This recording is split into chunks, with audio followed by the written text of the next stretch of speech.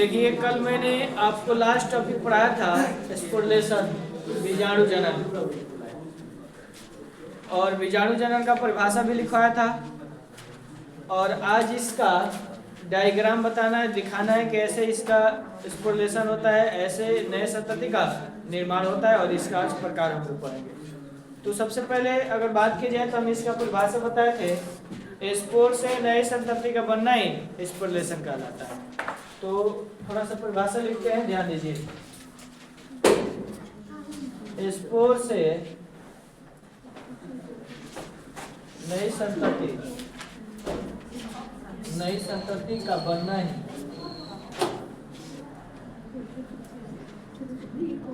Spore से नई संतति का बनना ही स्पोर्लेशन कहलाता है। अब यही परिभाषा हम लिखवाए थे, यही लिखवाया था ना। और आपको बताया था कि स्पोर का अर्थ क्या होता है, बीजाणु, यानी बीजाणु से नए संतति का बनना ही बीजाणु जनन कहलाता है। और इसका एग्जाम्पल की बात की जाए तो मोनेरा हो जाएगा, प्रोटिस्टा हो जाएगा। मोनेरा को देखे है ना, प्रोटिस्टा को देखे है ना, ये सब आपका इसका बेस्ट एग्जाम्पल हो जाएगा। ठीक है, अब थोड़ा सा हम इसका चित्र बनाकर हम आपको समझा रहे हैं कि कैसे होता है। तो ध्यान दीजिए, ये मान लीजिए ये जो आपको दिखाई दे रहा है ये आपका पृथ्वी है, ठीक है, या मान सकते हैं जल है। देखिए इसी पे आपके इसका चित्र बनाकर हम आपको समझा रहे हैं बढ़िया से, ध्यान दीजिएगा।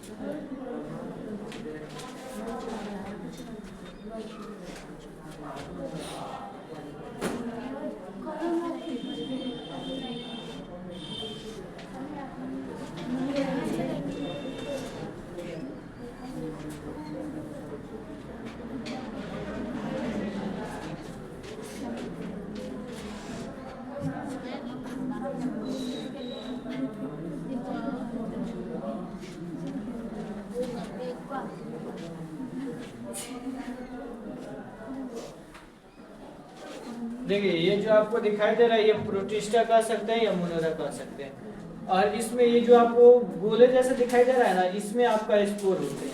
क्या होते हैं बाबू? स्पोर होते हैं। ध्यान से देखिएगा, आपको समझ में आ जाएगा। इस सब में स्पोर होते हैं और ये जैसे ही मैच्योर होते हैं, मैच्योर मतलब परिपक्व, जैसे ही मैच्योर होते हैं तो मैच्योर होने के बाद ये जो आपको थैली की तरह जो संरचना दिखाई देता है ये फट जाता है। क्या होता है बाबू? फट जाता है, यहाँ से फट जाता है और यहाँ से क्या गिरना चालू करते हैं जी? स्पोर निकलना चालू करते हैं। क्या करते हैं बाबू? स्पोर। और ये सब जो जितना भी निकला हुआ है क्या है जी? स्पोर है। और इसी स्पोर से एक नए संतति का निर्माण हो जाता है। तो ऐसे प्रक्रिया को हम क्या कहते हैं? स्पोर्लेशन कहते हैं। तो परिभाषा हम क्या लिखवाए थे? स्पोर से नई संतति का बनना ही स्पोर्लेशन कहलाता है। आप भी देख रहे हैं कि ये प्रोटिस्टा का चित्र है और ये इसके अंदर आपको बहुत सारा स्पोर दिखाई दे रहा है। क्या दिखाई दे रहा है बाबू? स्पोर। जैसे ही मैच्योर होगा, परिपक्व होगा तो ये फट जाएगा। ये फटे, ये फटे, ये फटे, कोई भी हिस्सा फटेगा और फटने के बाद उसमें से स्पोर बाहर निकलेगा। क्या करेगा बाबू? स्पोर बाहर निकलेगा और जहां पर भी पड़ेगा वहां से एक नए संतति का निर्माण कर देगा। तो ऐसे प्रक्रिया को हम लोग क्या कहते हैं? स्पोर्लेशन कहते हैं। चित्र के अनुसार भी आपको समझा दिए। चलिए चित्र उतार लीजिए उसके नीचे। ये जो चित्र आपको दिखाई दे रहा है बाबू, ये चित्र आपका मोनेरा का है। चलिए उतार लीजिए।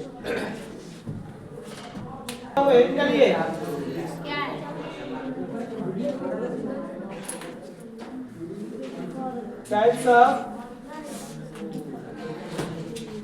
स्पोर्लेशन। अब आएंगे ना तो तुमको पीटना चालू करना। उस वक्त से तुमसे बना नहीं, हाथी घोड़ा बन रहा था। क्या घोड़ा था? जिस वीडियो में देखेंगे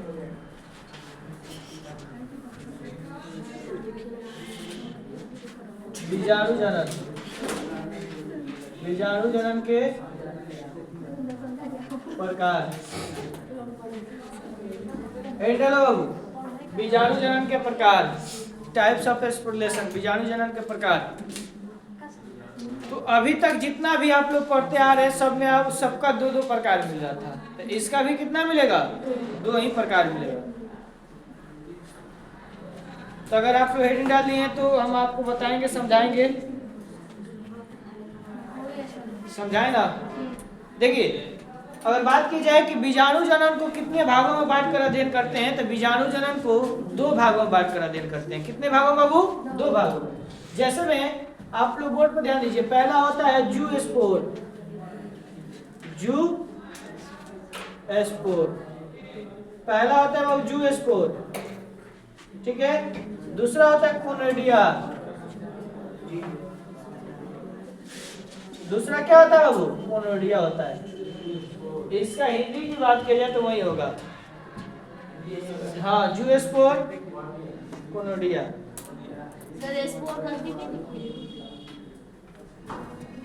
जू स्पोर, चलो लिखो। बीजाणु जनन को 2 भागों में बांटकर अध्ययन करते हैं। इसको हिंदी भी लिख देते हैं, कैसे पढ़ा जाएगा। जू स्पोर, बीजाणु जनन को 2 भागों में बांटकर अध्ययन करते हैं।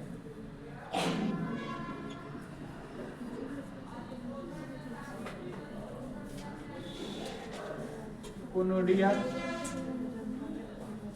दोनों उतार लीजिए। बीजाणु जनन को 2 भागों में बांटकर अध्ययन करते हैं। पहला आता है जू स्पोर, दूसरा आता है कोनोइडिया।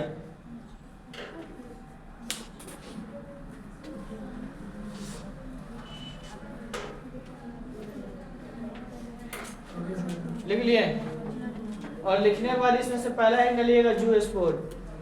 देखिए इसमें आपका ये टॉपिक ना इम्पोर्टेंट है, पूछता है अंतर में जू स्पोर और कोनोइडिया में अंतर स्पष्ट करें एग्जाम में आपके। जैसे हिंदी में लिखा हुआ वैसे ही लिखा रहेगा।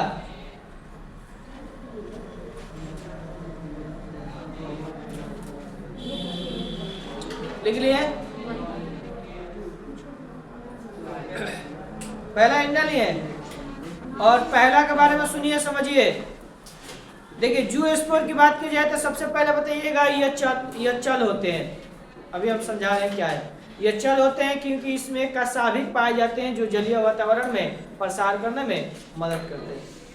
देखिएगा जो जू स्पोर होता है ना, ये जलकुंभी को आप देखिएगा वो चल होते हैं, एक जगह से दूसरे जगह जाते हैं, उसको प्रसार करने में कौन मदद करता है जी? कसाभिक करते हैं। कर्मी को देखे हैं? कर्मी, पोखरा में कर्मी आप लोग देखे होंगे। उसको ऐसे उठाइएगा ना तो उसके नीचे आपको सूर्य जैसा दिखाई देता है, वही है कसाभिक। क्या है बाबू? कसाभिक, जो जलीय वातावरण में प्रसार करने में यानी उसको तैरने में फैलने में मदद करता है। तो वही बता रहे हैं जू स्पोर में बताइएगा कि यह चल बीजाणु होते हैं। सुनो इसकी बात की जाए बता रहे हैं यह चल बीजाणु होते हैं। यह चल बीजाणु होते हैं क्योंकि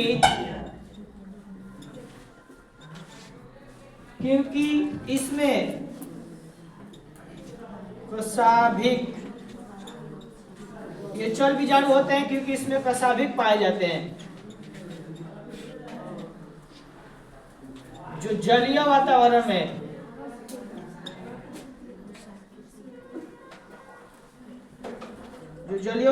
में प्रसार करते हैं, प्रसार करने में मदद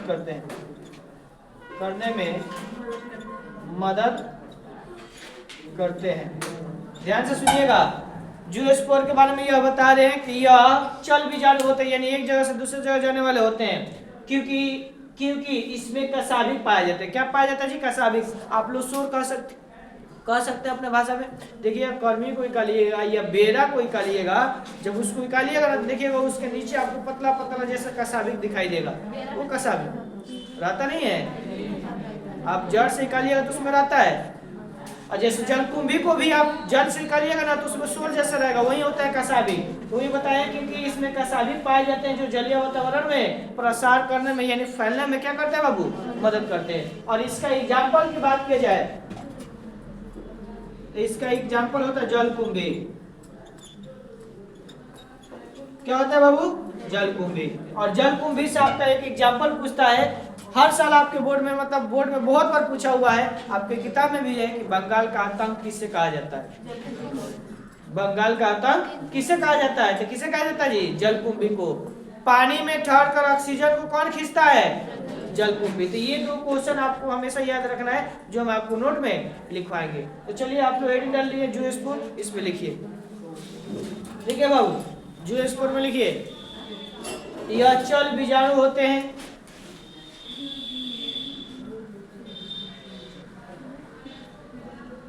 यह चल बीजाणु होते हैं यह चल बीजाणु होते हैं क्योंकि इसमें कसाभिक पाए जाते हैं। यह चल बीजाणु होते हैं क्योंकि इसमें कसाभिक यह चल बीजाणु होते हैं क्योंकि इसमें कसाभिक पाए जाते हैं, कसाभिक पाए जाते हैं जो कसाभिक पाए जाते हैं जो जलीय वातावरण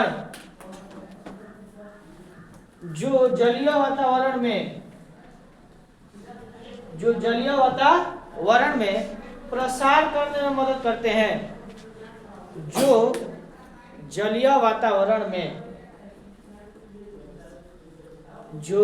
जो जलीय वातावरण में प्रसार करने में मदद करते हैं, जो जलीय वातावरण में प्रसार करने में मदद करते हैं।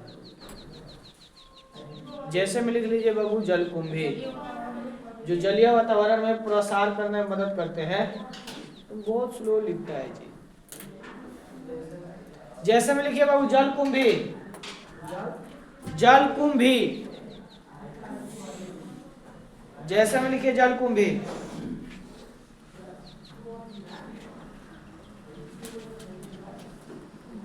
लिख लिया बाबू। नोट नंबर 1 बात लिखिए तो नोट देखकर लिखिए। नोट नंबर 1, नोट नंबर 1 जो अभी बताए हैं लिखा है ना बाबू, बोले बाबू। लिखिए जलकुंभी को बंगाल का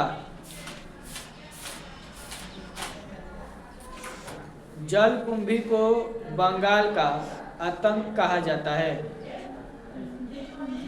जलकुंभी को बंगाल का आतंक कहा जाता है। जलकुंभी को बंगाल का आतंक कहा जाता है।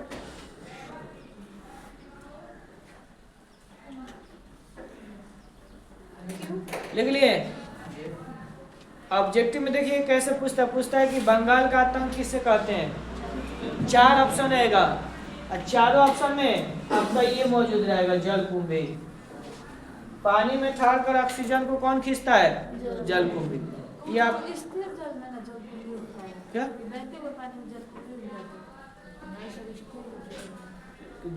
जलकुंभी आपका जल ही में न रहेगा, स्थिर में रहता है।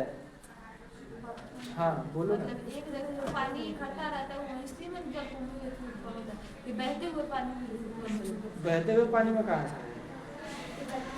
बहते हुए पानी में कभी देखे आप लोग कर्मी को, जलकुंभी को या किसी जीव को दिखाई देगा जी। लिख लिए ना। अब थोड़ा सा ध्यान दीजिए, इसके बारे में सुनिए। ये बताइएगा यह अचल होते हैं, क्योंकि इसमें कसाभिक नहीं पाए जाते। देखिए ये सब जितना भी प्रक्रिया होगा सब जल में होगा, क्योंकि इसमें कसाभिक पाए जाते हैं। और इसमें जितना भी जीव आएगा ना, जल को छोड़कर बाकी सब जगह होगा, जैसे में वायुमंडल, वायु में। तो बताइएगा यह अचल होते हैं। क्या होते हैं बाबू, यह अचल होते हैं क्योंकि इसमें कसाभिक नहीं पाए जाते, क्योंकि इसमें कसाभिक नहीं पाए जाते।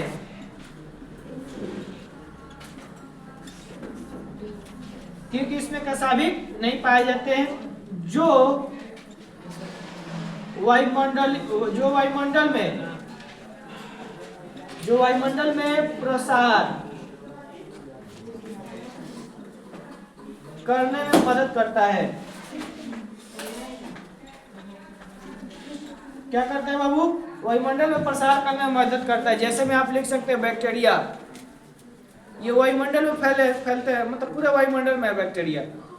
वायरस लिख सकते हैं, फंगी लिख सकते हैं, प्रोटोजोआ लिख सकते हैं। ये पूरे वायुमंडल में है, पूरा वायु में फैला हुआ है। हम लोग श्वसन की प्रक्रिया करें, यहाँ पे बैठे हैं, यहाँ पे बैक्टीरिया पूरा सूक्ष्म जीवी है। ये वायुमंडल में प्रसार करते हैं। ये कहाँ प्रसार करते हैं जी? जलीय होते हैं, यानी जल में प्रसार करते हैं। तो जैसे में इसमें आप लिख सकते हैं बैक्टीरिया,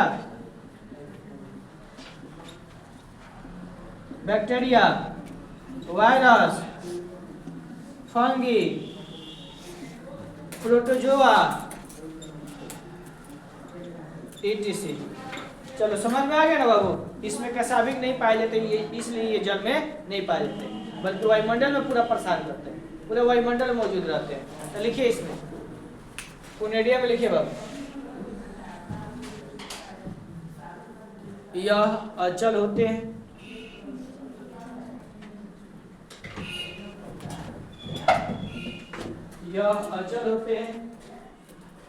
क्योंकि इसमें कसाभिक नहीं पाए जाते हैं। यह अचल होते हैं क्योंकि इसमें कसाभिक नहीं पाए जाते हैं। यह अचल होते हैं क्योंकि इसमें कसाभिक नहीं पाए जाते हैं। जो वायुमंडल में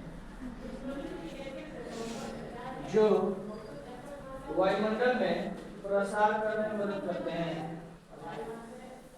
जो वायुमंडल में प्रसार करने में मदद करते हैं, जो वायुमंडल में प्रसार करने में मदद करते हैं,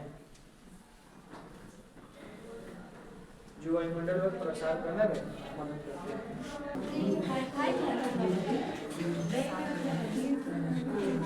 वेजिटेटिव, रिप्रोडक्शन या प्रोपगेशन।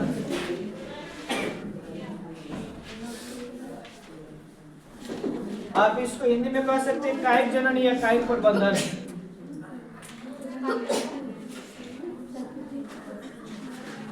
कायिक जनन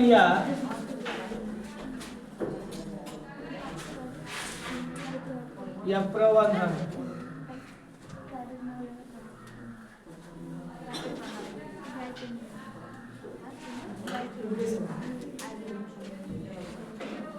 हैंडलिया, और इसके बारे में पहले ध्यान से सुनिए। ये आपका बीएम है, बोर्ड मॉडल।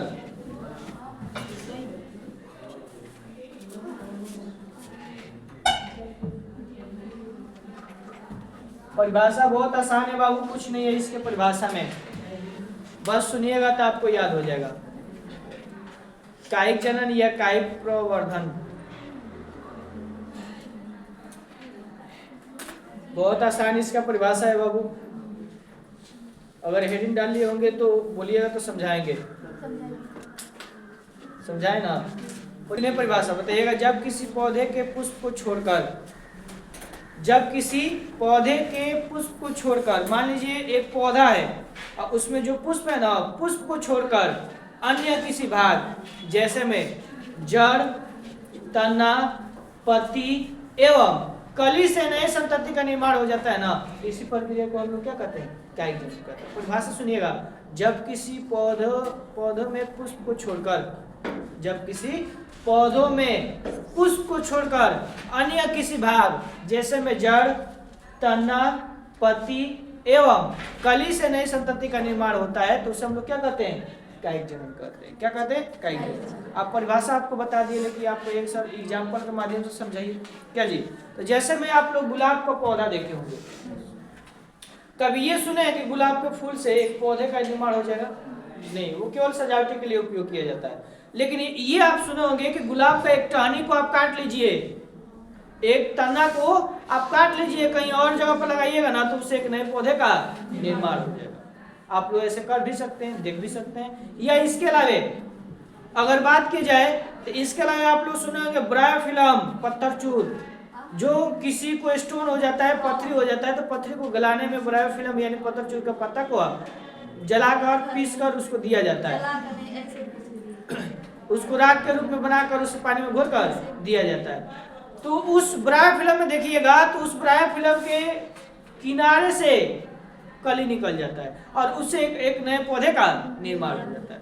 ब्रायोफिल्म जो है ना, इतना लड़छुत पौधा है कि अगर आप उसका पत्ता तोड़ लिए, पहाड़ पर फेंकिए या कहीं भी फेंकिए, उस पत्ता से एक नए पौधे का निर्माण हो जाएगा। तो देखिए उसमें जो फूल था, उस फूल के माध्यम से कोई पौधे का निर्माण हुआ नहीं हुआ, बल्कि वहाँ के जो कली है, पत्ता है, उसके माध्यम से हुआ।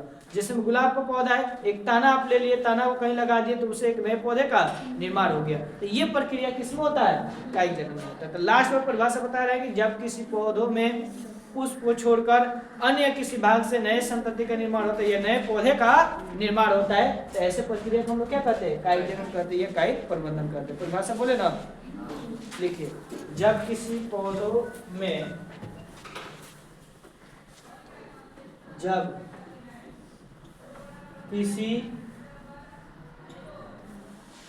में पुष्प को छोड़कर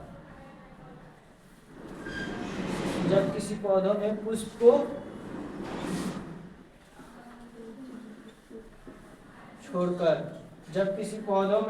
को छोड़कर अन्य किसी भाग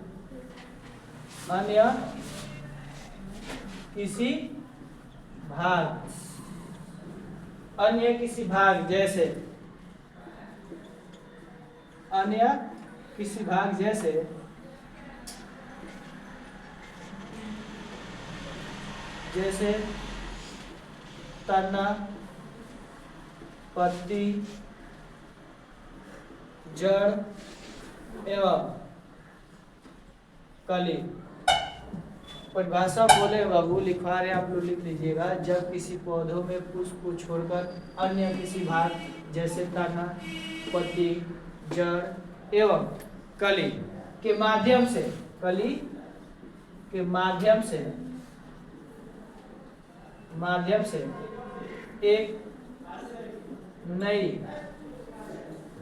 एक नई पौधे का निर्माण होता है। एक नए पौधे का निर्माण होता है। एक नए पौधे का निर्माण होता है तो उसे ही कायिक जनन कहते हैं। कायिक जनन कहते हैं। जैसे में आप लोग लिख सकते हैं गुलाब के तने से एक नए पौधे का निर्माण।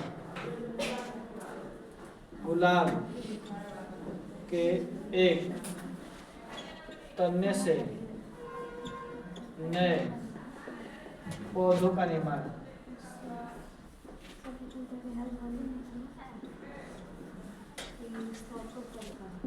चलो उतार लो।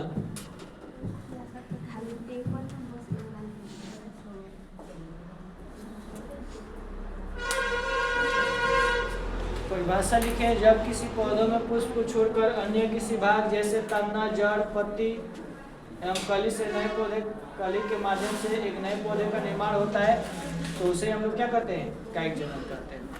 जैसे हम लिख सकते गुलाब के एक तने से नए पौधे का निर्माण। ताड़िए